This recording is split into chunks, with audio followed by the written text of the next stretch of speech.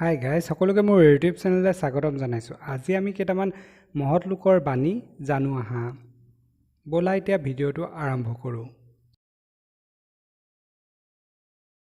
সিদ্ধান্ত ল'ব নোৱাৰা মানুহতকৈ দুৰ্ভগীয়া আন কোনো নাই, উইলিয়াম জেমছে কৈছে।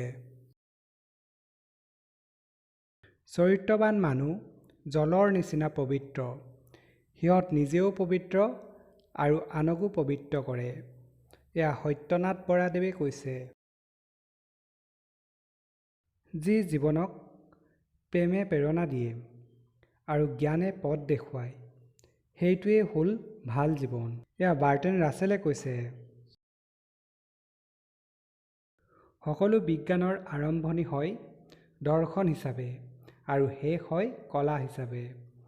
এয়া উইল ডুৰানে কৈছে। মই ইয়াত ক'তো হিন্দু বা মুছলমান দেখা নাই, যি দেখিছোঁ সেয়া মাত্ৰ মানুহ। এয়া গুৰু নানকে কৈছে। এখন সমাজ সুচাৰুৰূপে পৰিচালিত হ'বলৈ হ'লে অফুৰন্ত কৰ্মশক্তি, সংযত বিবেক আৰু সেৱাৰ মনোভাৱৰ প্ৰয়োজন। এয়া ৰাজা ৰামমোহন ৰায়ে কৈছে। নীৰৱতা হ'ল জীৱনৰ এক অমূল্য বস্তু, যাৰ ভিতৰত বহু বস্তুৱে জন্ম লাভ কৰে। এয়া থমাছ কাৰ্লাইলে কৈছে। এজন অসৎ লোকৰ লগত ফুৰাতকৈ অকলে ফুৰাই ভাল। এয়া হজৰত মহম্মদে কৈছে।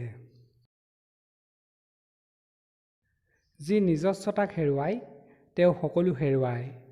এয়া মহাত্মা গান্ধীয়ে কৈছে। অন্ন বস্ত্ৰ ঈশ্বৰপ্ৰাপ্তি বস্তু নহয়, ভক্তিয়ে একমাত্ৰ পথ।